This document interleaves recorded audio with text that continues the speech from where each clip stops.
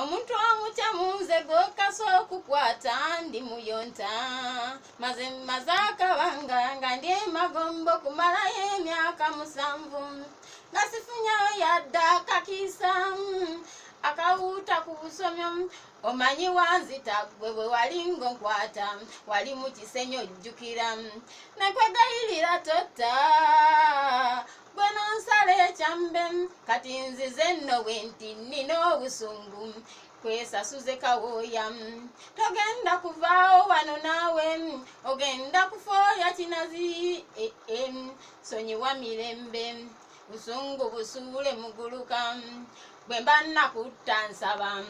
onsonyiwe nze saamanya koyiga kawooya ojja kufoogaaya kinazi ojjukira nga tuuse magombe kyekyazaala kyekyanzita ati bw'oba omanyi gwe kiri wansi eyo njagala gomanye tugende nze naawe olabe sonyiwa mirembe obusungu busuule muguluka bwe mba nakutta nsaba onsonyiwe nze saamanya koyiga kawooya ojja kufoogaaya kinazi ojjukira nga tuuse magombe kyekyanzaala kyekyanzita omanyi bwe nali nkukwata wajjayo akanaifu nonsala emicungwa nayina okwetaasa nange mazima nawe olaba